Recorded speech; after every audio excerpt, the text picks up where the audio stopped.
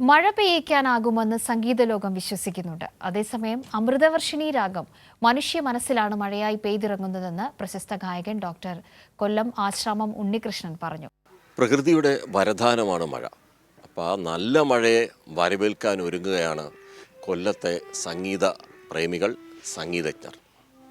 നമുക്കിനി അമൃതവർഷിണി എന്ന് പറയുന്ന രാഗം, ആ രാഗത്തിന് മഴ പെയ്യിക്കാനുള്ള ശേഷിയുണ്ടെന്നാണ് വലിയ പഴയ പണ്ട് തൊട്ടേ ആളുകളൊക്കെ പറയുന്നത്. നമുക്കതിനെക്കുറിച്ച് അറിയില്ല, ശാസ്ത്രീയമായി തെളിയിക്കപ്പെട്ടതാണോ എന്നും അറിയില്ല. എന്തായാലും ആ രാഗം മനസ്സിൽ അറിയാതെ മഴ പെയ്യിക്കും. ഒരു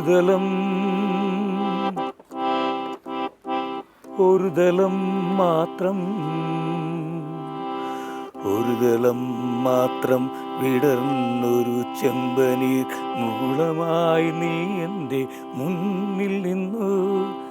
തരള കപോലങ്ങൾ നുള്ളി നോവിക്കാതെ തഴുകാതെ ഞാൻ നോക്കി നിന്നു. ഒരു ദലം മാത്രം വിടർന്നൊരു ചെമ്പനീർ മുകുളമായി നീ എൻ്റെ മുന്നിൽ നിന്നു. അമൃതവർഷിണി എന്ന രാഗം കേൾക്കുമ്പോൾ തന്നെ നമ്മുടെ മനസ്സിനൊരു കുളിരുണ്ടാവും. അതുമാത്രമല്ല, ഇത് കേൾക്കുമ്പോൾ കിട്ടുന്ന ആ ഒരു ഫീലും ഇതിൻ്റെ ആസ്വാദനേഷനും ഉള്ളിൽ തന്നെ ഒരു മഴ പെയ്യുന്ന ഒരു ഫീലാണ്. ഈ മഴ പെയ്യുന്ന ഫീൽ ഉറപ്പായിട്ടും ഇത് കേൾക്കുന്നവൻ്റെ മനസ്സിലും ഉണ്ടാകും. അതുകൊണ്ടാണ് ഈ രാഗം ഒരു മഴ രാഗമെന്ന ഒരു വിശ്വാസത്തിൽ നമ്മൾ ഈ സംഗീതജ്ഞരിത് കൊണ്ടു നടക്കുന്നത്. നേരത്തെ മാനം പൂമാനം കതിർ ചൂടുമ്പോൾ മോഹം എൻ മോഹം കുളിർ പെയ്യുമ്പോൾ, മാനം പൂമാനം കതിർ പെയ്യുമ്പോൾ മോഹം എൻ മോഹം കുളിർ ചൂടുമ്പോൾ, മാമരച്ചായയിൽ ശീതളച്ചായയിൽ മാമരച്ചായയിൽ ശീതളച്ചായയിൽ ഹിമഗണമൊഴുകുമി പവനിതിലൊഴുകി വരൂ.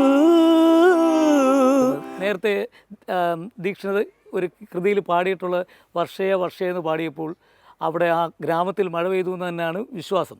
അപ്പം ഇതൊരു മഴ രാഗം തന്നെയാണെന്നാണ് സംഗീതജ്ഞരുടെ മനസ്സിലും ഇത് കേൾക്കുന്നവരുടെ മനസ്സിലും. പൂമഞ്ചം വിരിത്താലും പന്നീരിൽ തെരിത്താലും ആനന്ദം എനക്കേത് അൻപേ നീയില്ലാത് തൂങ്കാത വിഴികൾ കണ്ട് ഉൻ തുണை തേടും നെഞ്ചം ഒന്ന്. അമൃതവർഷിണിയെ നമുക്ക് വിശ്വസിക്കാം. അമൃതവർഷിണി എന്ന് പറയുന്ന രാഗം നമ്മുടെ മനസ്സിലേക്ക് പെയ്യിക്കാൻ പോകുന്ന മഴയാണ് അദ്ദേഹം സ്വാഗതം ചെയ്തത്. ക്യാമറമാൻ അയ്യപ്പദേവിനൊപ്പം രാജ്കുമാർ.